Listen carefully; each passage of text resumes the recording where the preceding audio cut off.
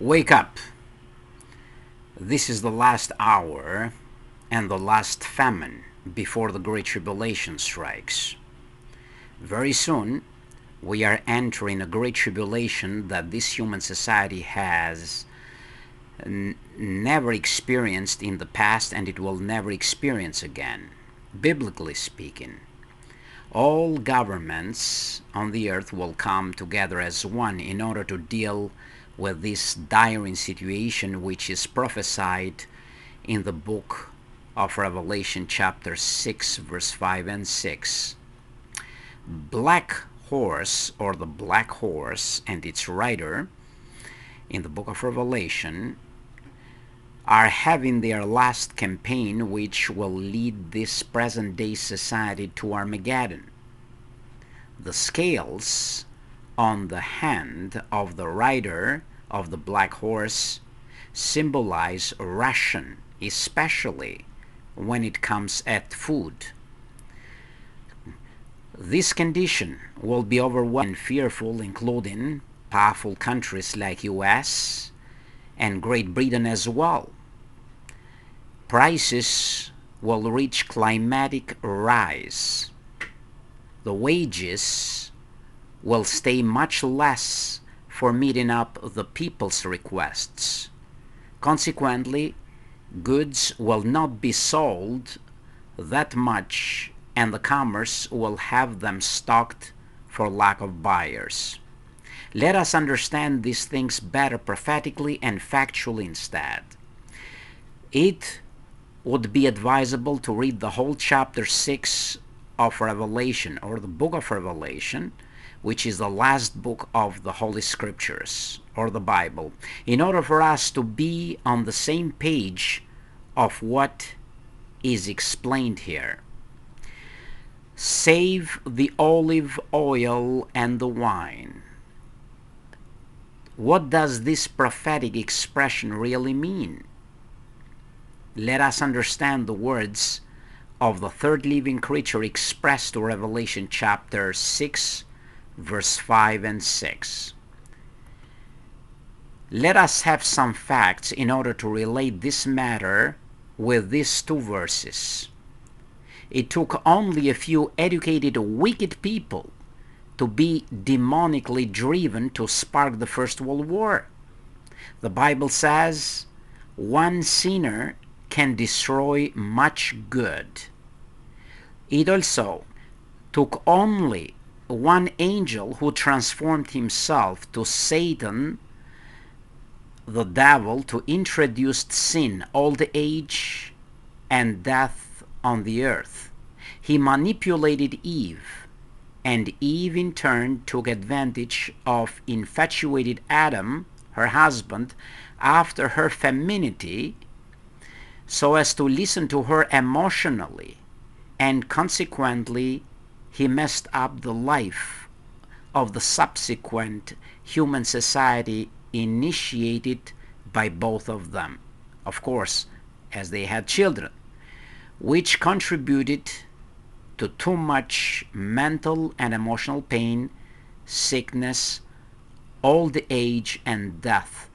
So humans have been dying since Adam, about 6,000 years. So we are conditioned now to babies to be born, grow up, get old, get sick, and die. The same procedure. We don't know any better right now. It took only one person to cause the Second World War. Hitler, as we know. It takes only one powerful individual in authority who may well be inspired demonically to mess up things and cause unnecessary hardships for the rest of the entire human society. That is why the third living creature prophesied about the event of worldwide famine as something very important for us to know it in detail.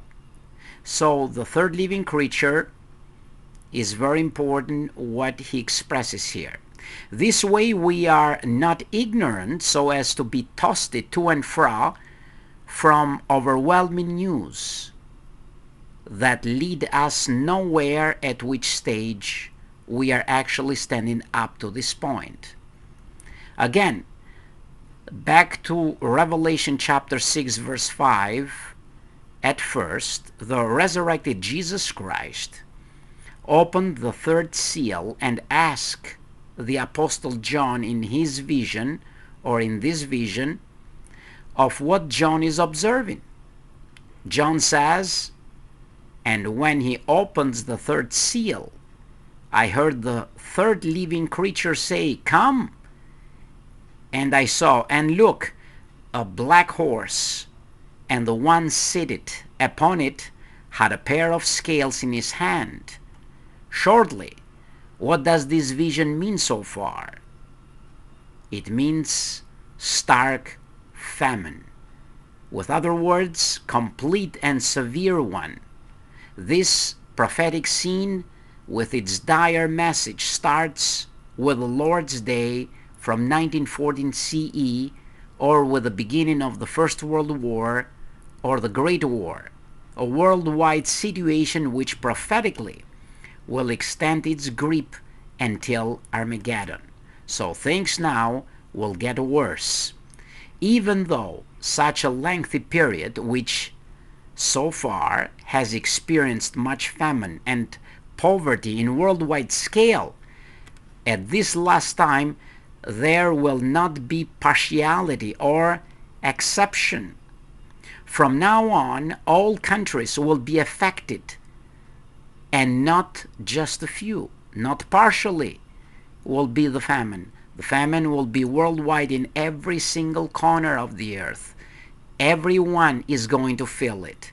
Yes, this time the false prophet, or the beast that speaks like a dragon at Revelation chapter 13, which symbolizes Anglo-American world power, will be affected in a large scale as well. So Great Britain and US and Western countries, their allies, will be affected. Modern warfare brings famine in its wake, like that with Russia and Ukraine, Israel and Palestine, and so many other ones that are not considered with much significance so far. Because of fear of war, many resources are normally used to divert to supply war weapons instead of feeding the hungry. Farm workers are conscripted, and battle scarred or scared fields and scorched earth policies curtail or reduce food production. This is what happened during the First World War, when millions died from hunger. Moreover, the rider of the black horse of hunger did not relent with the end of that war. During 1930s, 5 million perished in just one famine in Ukraine alone. The Second World War brought in its wake more food shortages and famines. As the black horse continues its gallop, considering the year 1987 alone, 512 million humans were starving and 40,000 children died of hunger-related causes every single day. Today, in 2025, this number is tripled, as causes of hunger are also based on climate change with its natural floods and various conflicts around the world. Because of climate change, inflation, and if we consider some unnecessary imposed tariffs from one country to another, such like combinations will trigger global food prices rise rapidly. The Apostle John continues in Revelation chapter 6 verse 6 by saying, "And I heard a voice as if in the midst of the four living creatures say, a quart of wheat for a denarius, and 3 quarts of barley for a denarius, and do not harm the olive oil and the wine, we might get confused with this ancient statement. So let us compare it as a measurement.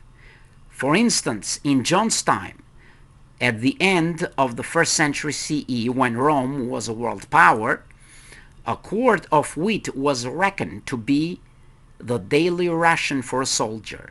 How much would such a ration cost? 1 denarius was a whole day of work. Yes, the wage of the whole day work for such a portion. Imagine, you work all day for such one ration of wheat. This food was extremely expensive for us to grasp, especially when living in US or Canada. Now, what if a man had a family to feed? Well, he could buy 3 quarts unpolished barley instead. Even this amount would feed only a small family. At that time, barley was not viewed as quality food such as wheat. Now, what is implied by the statement, "Do not harm the olive oil and the wine"? Some had viewed it as meaning that while many would be short of food and even starving, the luxuries of the rich would not be harmed. But in the Middle East, oil and wine are not really luxuries. In Bible times, oil, bread, and wine were viewed as staples or necessities. Water was not always good, so wine was widely used for drinking and sometimes for medical purposes. With regard to oil, in Elijah's day, the widow of Zarephath, poor as she was, still had some oil left with which to cook her remaining flour. Therefore, the command, "Do not harm the olive oil and the wine," appears to be advisable not to use up these basic commodities too quickly, but to be sparing in their use. Otherwise, they will be harmed. That is, they will run out before the famine ends. What hope do we have as these expected hardships in front of us will soon escalate to the point of economical peace and security, which will lead this rotten present human society of things straight toward the Great Tribulation and eventually Armageddon. So peace and security is going to be economical more than wars and other things, because people will have hard time to face the hardships. Every day, every month, they will live paycheck by paycheck. So, how happy we can be that the rider of the white horse, Jesus Christ or Michael, will soon reign in that galloping black horse. For it is written concerning his loving provision for the new world to initiate right after Armageddon by the promise, "In his days the righteous one will sprout, and the abundance of peace until the moon is no more. There will come to be plenty of grain on the earth, on top of the mountains. There will be an overflow." Definitely, we as the great crowd will survive Armageddon and will enjoy life to the full until the sun and the moon is no more. Fortunately, both the sun and the moon will be in their perfect place or position forever and ever. The Bible says it. So we will be on this earth forever and ever, where death will no longer be in front of us as an expected destination. We will enjoy life without fear of inflation, recession, or depression. The earth will produce food in abundance, because Jehovah, the true God, will make the grain and everything else to grow with less and less efforts on our part. Yes, the Bible promises that He will make the grain to grow on top of the mountains. What do we need to do? First of all, we need to learn the meaning of John chapter 17 verse 3 in the Bible, which says, "This means everlasting life. They are coming to know you, the only true God, Jehovah, and the one whom you sent forth, your own or your only begotten Son, Jesus Christ." Yes, the knowledge about the Father and His Son are crucial for our survival.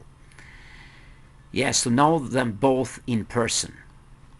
Moreover, we must get the sense of Jesus' words of Matthew chapter 6 verse 33, which brings as priority for us the need to seek first the meaning of God's heavenly kingdom government.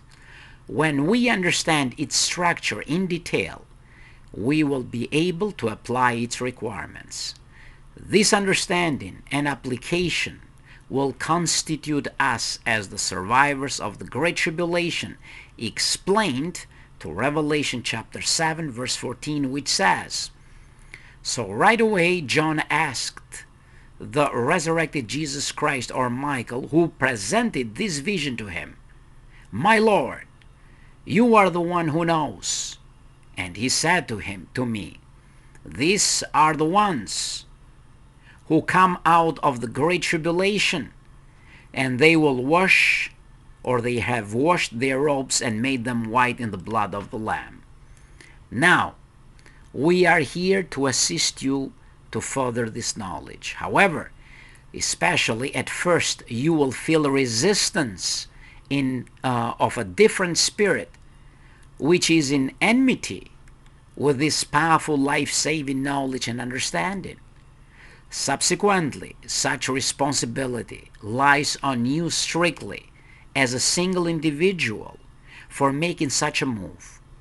The rest of you, or the rest of your environment, starting with your closest family members, will not feel the same as you do. On the contrary, they might even disrespect your right to choose based on your moral sense and free will. Henceforth, try to overcome the power of the wicked one, Satan the devil, who will use anyone to cause you to stumble and discourage you even in the process of your progression. Spread this info the best you can, and may Jehovah and His Christ bless you for such efforts.